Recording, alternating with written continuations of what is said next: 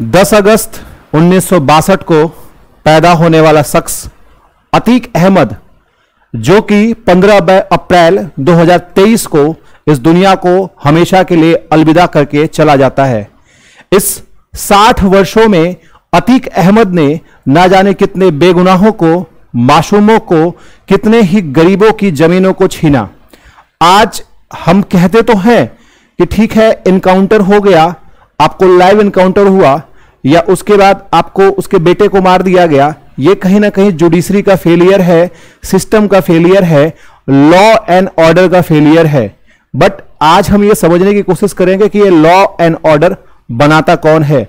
इसी के संग संग हम आज उस बंदे की कहानी के बारे में जानेंगे जिसकी जिंदगी आपको गोलियों से शुरू होती है और गोलियों पे ही खत्म हो जाती है, लेकिन कहीं ना कहीं इसको बढ़ावा देने वाले भी जनता होती है, क्योंकि हमारी चॉइस भी कुछ केजीएफ जैसी पिक्चरों को लेकर होती है, जहां पर हम किसी ऐसे बंदे को जो एक गरीब परिवार में पैदा तो हुआ है, उसे डॉन बनते हुए देखते हैं, मजा तो बहुत आता है, लेकिन जब वही डॉन आपके परिवार की ठुकाई करता है तो आपको रोना भी आता है। स्वागत है दोस्तों आपका शिक्षित आजमगढ़ चैनल में, जहां पर आज हम चर्चा करेंगे अतीक अहमद के बारे में। तो अतीक अहमद के बारे में जैसा कि मैंने पहले बता दिया कि इनकी कहानी आपको शुरू होती है गोलियों से ही और गोलियों पे इनकी कहानी खत्म भी हो जाती है।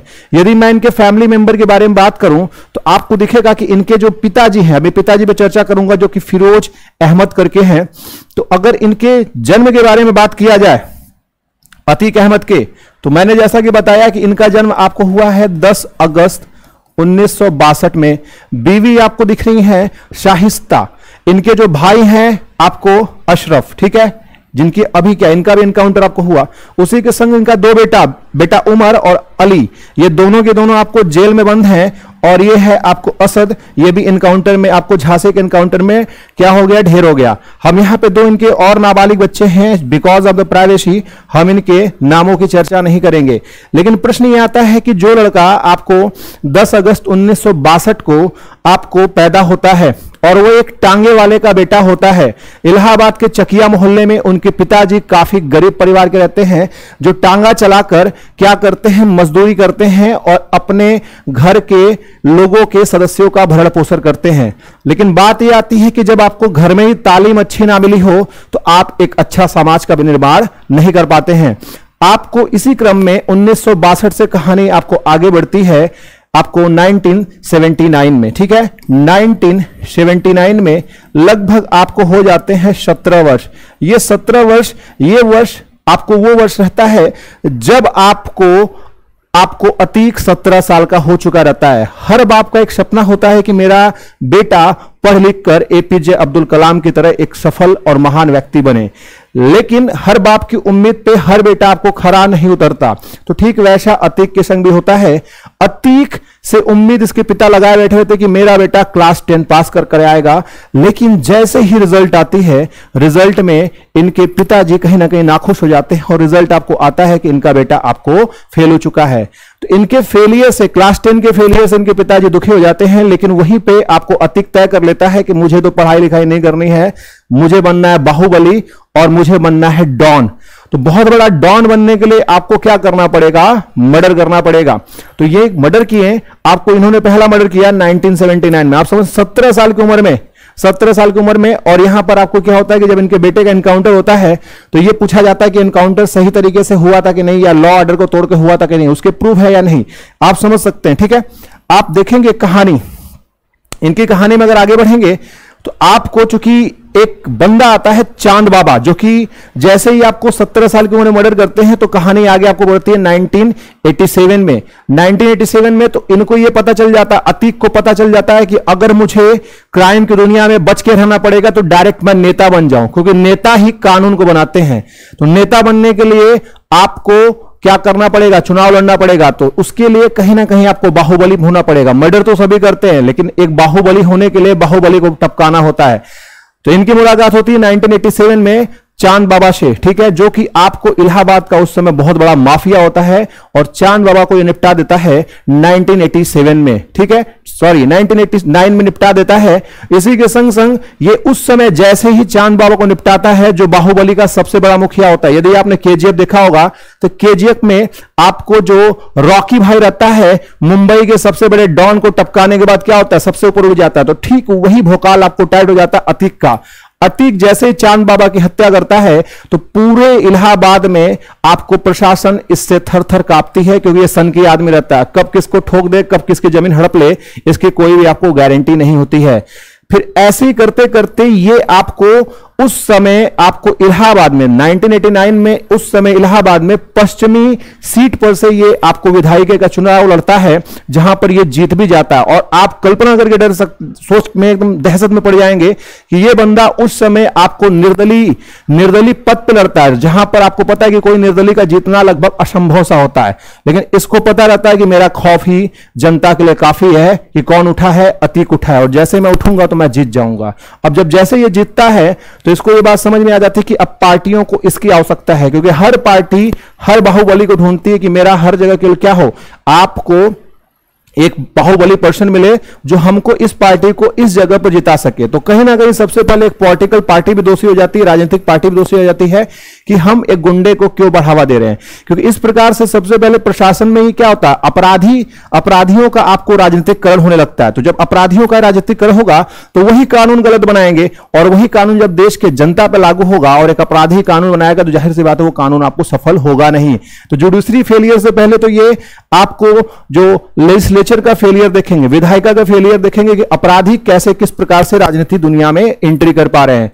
और आप कल्पना करके ये डर जाएंगे कि भाई ये बंदा 5 बार आपको विधायक रहा, और आप इसी प्रकार से विधायक रहने के संग संग कहानी आगे बढ़ती चल जाती है। आपको अपराधों के ग्राफ डे बाय डे बढ़ते चल जाते हैं। आपको नशन का मर्डर आता है 2002 में, 2004 में आपको बीजेपी के जो नेता रहते हैं मुरली मनोहर जोशी, उनके करीबी आपको जो अशरफ, ठीक है, उनके करीबी अशरफ की हत्या करवा दी जाती है अतीक अहमद के द्वारा 2004 में। लेकिन अतीक अहमद फंसता है तब जब 2004 में ये अब सोचता है कि अब मैं विधायक से क्या बनूंगा, सांसद बनूंगा।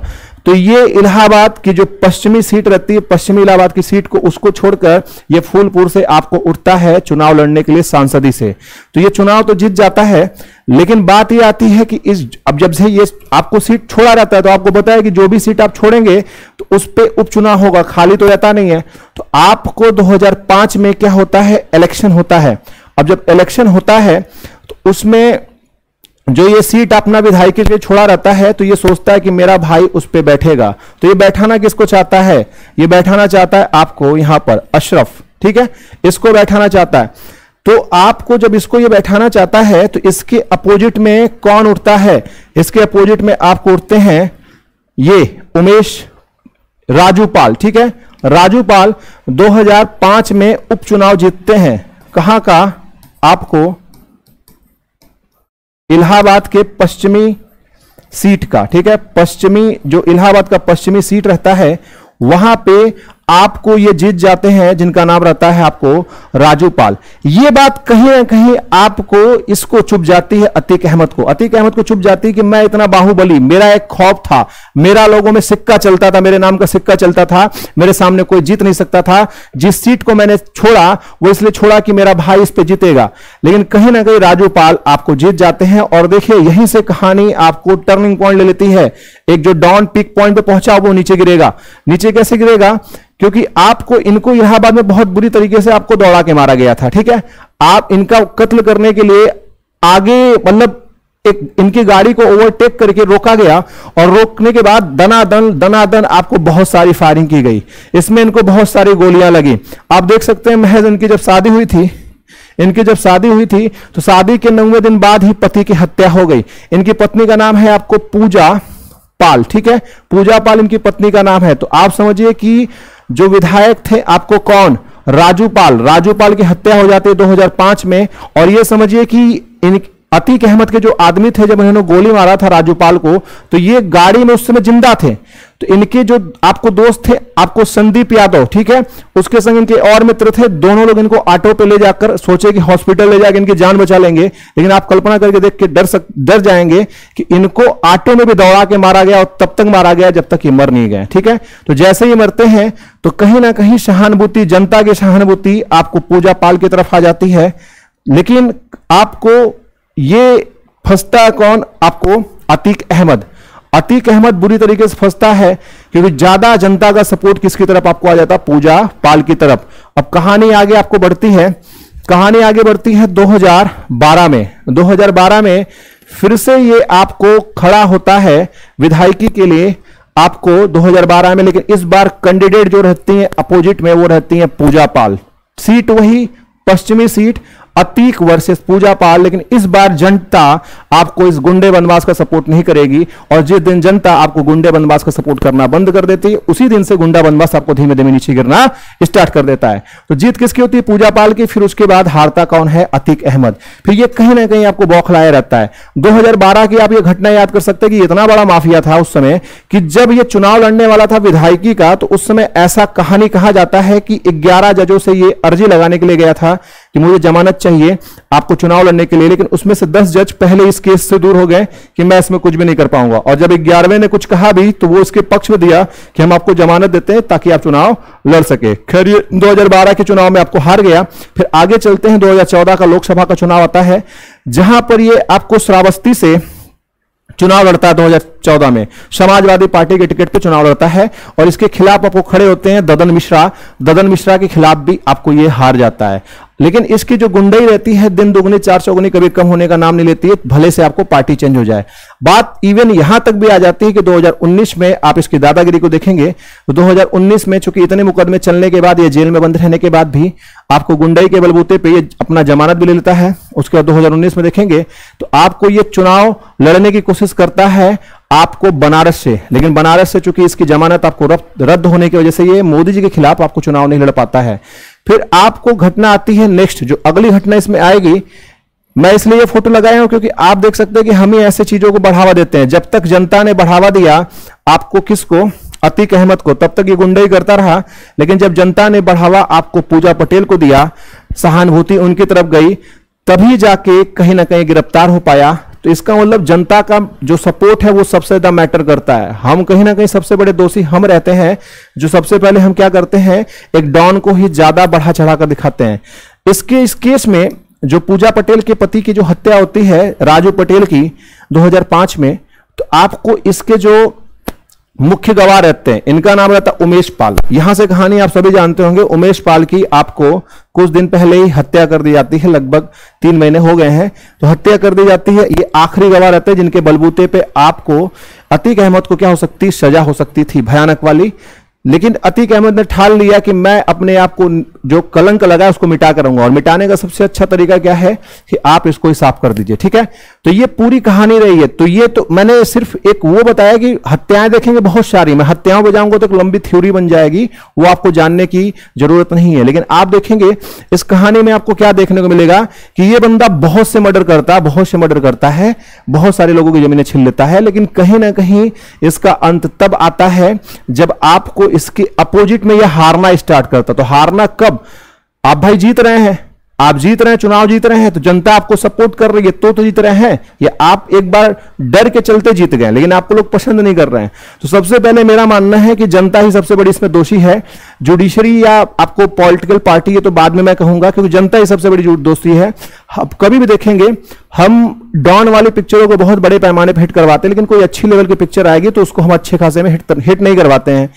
मुझे एक बार की कहानी याद है कि एक बार आपको मुंबई से इनको अबू सलेम को आजमगढ़ लाया गया, तो उस समय वो क्राइम में लिप्त बंदा, ना जाने कितनी हत्याओं का उस पे इल्जाम लगा पड़ा है, फिर भी आजमगढ़ की जनता उसको डॉन की तरह, हीरो की तरह देखने के लिए पागल भरी पड़ी थी, जाने लगी। तो हम इनका नाम तो जानते हैं, हम इनके बारे में तो बात करते हैं, लेकिन हम उन लोगों के बारे में बात नहीं करते जिन्होंने इंडिया को चमकाने की कोशिश की है। वहीं पे आजमगढ़ से आपको दिखाई देंगे कि प्रेमचंद्र पांडे, जो कि विश्व इंटर कॉलेज से पढ़े हुए हैं, वो आपको इस समय अब मेरे ख्याल से इंडियन मेट्रोलॉजिकल डिपार्टमेंट में बहुत बड़े लेवल के साइंटिस्ट हैं, तो हम ऐसे लोगों की चर्चा छोटे मोटे कस्बों से या शहरों से बात नहीं करते हैं, हम उन गुंडे बदमाशों की चर्चा करते हैं जो बहुत बड़ा कांड कर चुके हैं, जबकि इनका समाज में कोई भी रोल नहीं होता है। तो मैंने केवल ये कहानी बताने का उद्देश्य था कि मैं केवल अपना ओपिनियन रखना चाहता हूं कि लोग बोलते हैं कि ये एक्स्ट्रा जुडिशियल मर्डर है, तो एक्स्ट्रा जुडिशियल मर्डर है तो जुडिशरी की भी गलती यहां पे कहीं ना कहीं आपको देखने को नहीं मिल सकती, क्योंकि आप देखेंगे जुडिशरी के पास ह्यूमन रिसोर्स, मानव संसाधन बहुत कम है, और मानव संसाधन ठेल कर भी कुछ होने वाला नहीं है, क्योंकि जुडिशरी का मेन काम होता है इंक्वायरी का। जब तक आपको इन्वेस्टिगेशन सही से नहीं होगा तब तक कोई चीज सही से हो नहीं पाती। तो जो फॉल्ट हुई है वो इन्वेस्टिगेशन में हुई है। इन्वेस्टिगेशन के दौरान, पूछताछ के दौरान जो भी आपको चल रहा था, इन्वेस्टिगेशन हमेशा पुलिस के द्वारा की जाती है, प्रशासन के द्वारा की जाती है। तो इन्वेस्टिगेशन के दौरान आपको जुडिशियल कस्टडी में मारा गया अतीक, तो ये इन्वेस्टिगेशन पुलिस का डिफॉल्ट हो सकता है, बट एक्स्ट्रा जुडिशियल मर्डर आप नहीं कह सकते, क्योंकि एक्स्ट्रा जुडिशियल मर्डर हम तब कहेंगे जब जुडिशरी का इन्वॉल्वमेंट आपको इन्वेस्टिगेशन में हो। जुडिशरी केवल इंक्वायरी कर सकती है, पूछताछ कर सकती है, और पूछताछ तभी होता है जब आपको सबूत आएंगे।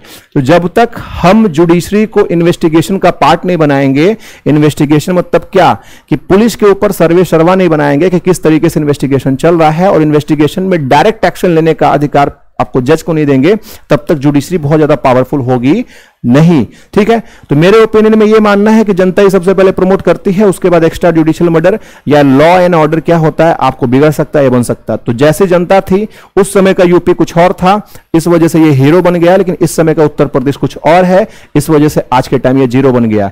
मेरा ओपिनियन ये है, बाकी आपका ओपिनियन क्या है कमेंट बॉक्स में जरूर लिखिएगा। आज के लिए इतना ही, मिलते हैं अगले लेक्चर में। धन्यवाद।